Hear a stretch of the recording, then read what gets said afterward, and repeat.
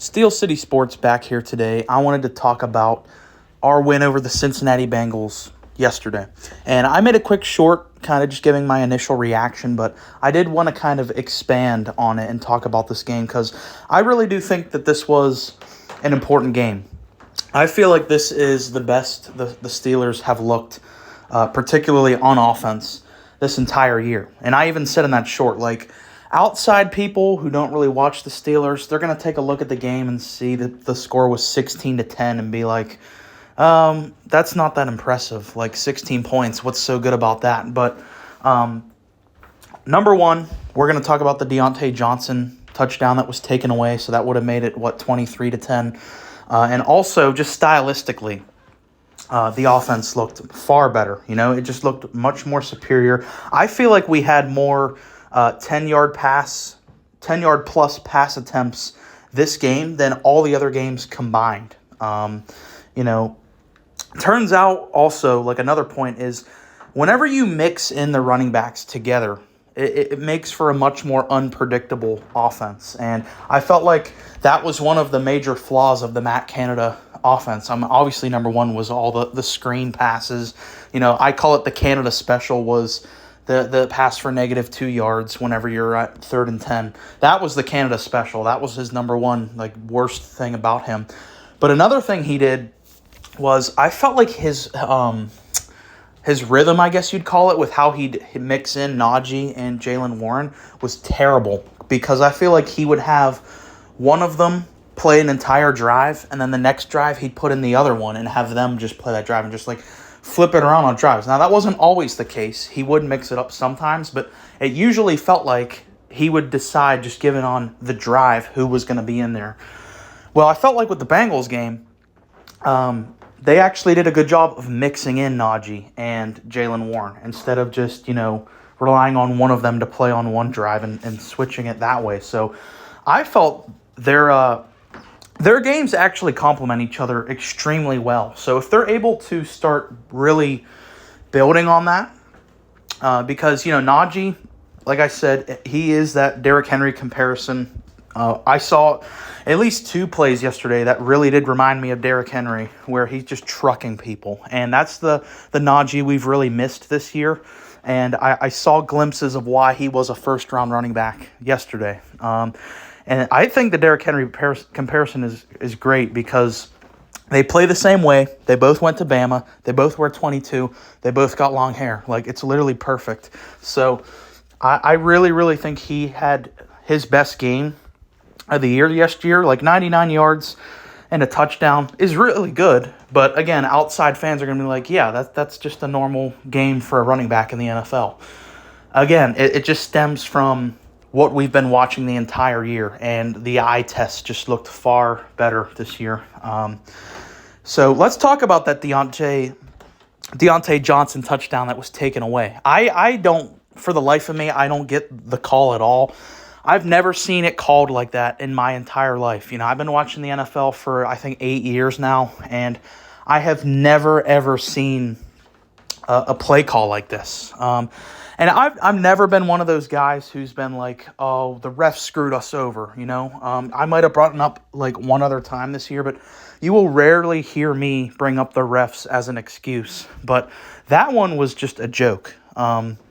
They even brought in their rules analyst, CBS did, which I believe, is it Dean Blandino? I can't remember.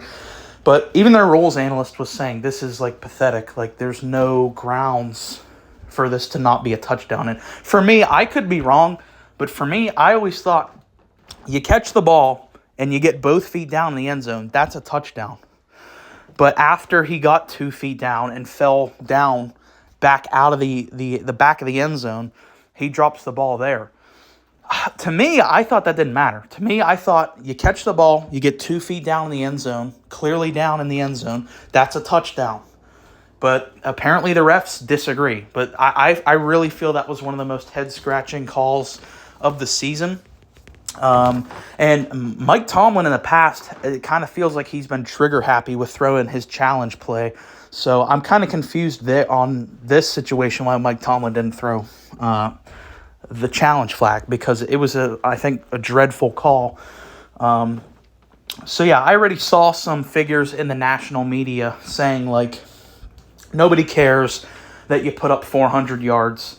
Ultimately, you put up 16 points, but that Deontay Johnson touchdown really, I think, should have stood. That would have made it 23-10, a little more impressive. So I've given all this praise to the offense. Kenny was a lot better. He had that big bomb to Pickens on the sideline. It turns out whenever you just let Kenny throw the ball down the field, he's actually really good at that. That was a big part of Kenny Pickett's game at Pitt, was he could throw the ball down the field. I know he had a Jordan Addison back then, but we got guys just as talented as him on this team with Deontay and Pickens. You send them down the field.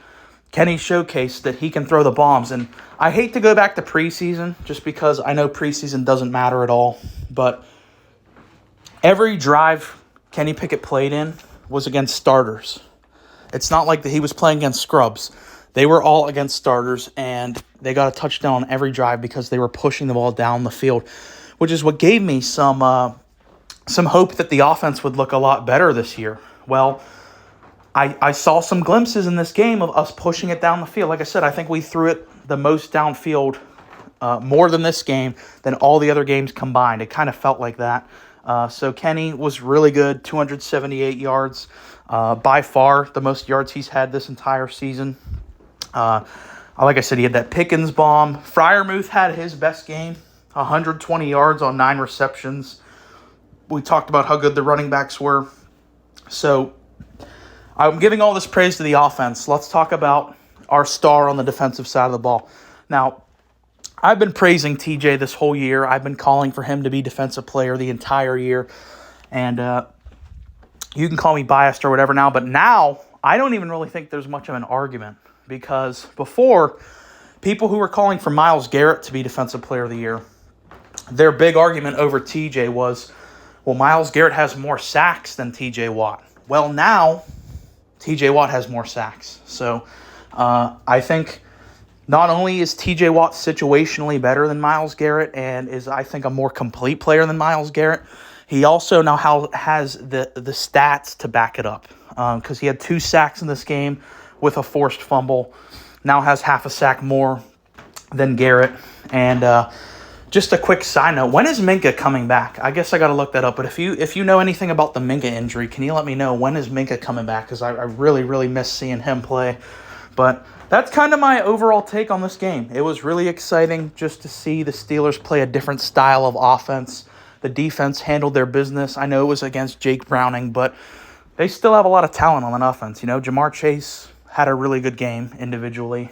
So let me know your thoughts on this game if you watched it. If you made it this far in the video, I really appreciate you giving it a listen. Please like and subscribe.